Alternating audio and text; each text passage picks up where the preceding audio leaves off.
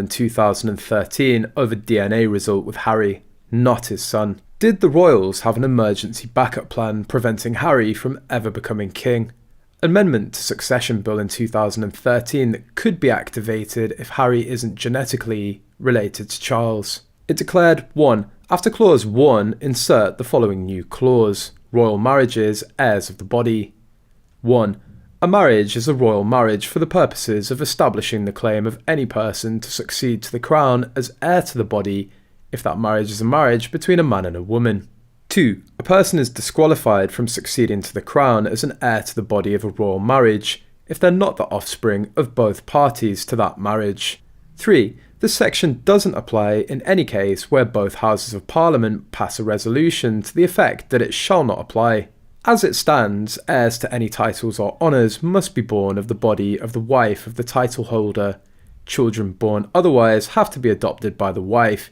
Even if her eggs were used, unadopted children can't inherit titles. They cite a case where a regular couple had a baby via a gestational carrier, using the wife's eggs, and had a law change to allow a judge to declare the babies their natural children without having to adopt them.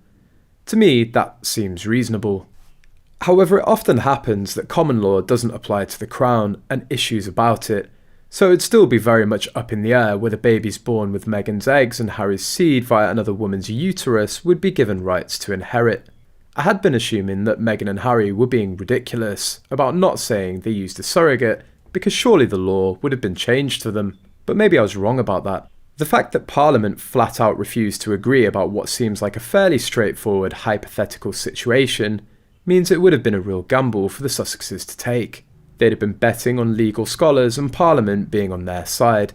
And after reading this through, given the high-handed way they went about insisting on getting married almost immediately, I actually now think they would have lost their case. Also, surely they have DNA tested those kids given everything that happened and the advanced technology since the last time the monarch was male and the spouse was a woman. Not that that information would ever be publicly shared, and nor should it be, but I cannot believe in this day and age that a test hasn't been performed. I read somewhere that the Daily Mirror managed to get hold of some of Harry's DNA and had it tested.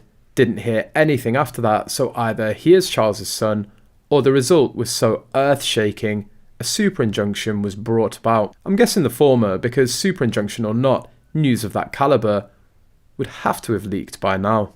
According to royal insiders, the updated succession bill in 2013 was actually related to the fact that Charles relied on a percentage of the paternity DNA report between him and Harry, and with the results confusing all royal senior members, the succession bill was agreed by all of the members that it should be amended immediately. Now it's like a harbinger of Archie and Lilibet's royal titles, as Meghan is entangled in suspicion of surrogacy. If it's not Harry's seed, the offspring doesn't have that direct link to Sophie of Hanover to qualify for succession, and if it's not Meghan's egg, then it might be considered illegitimate.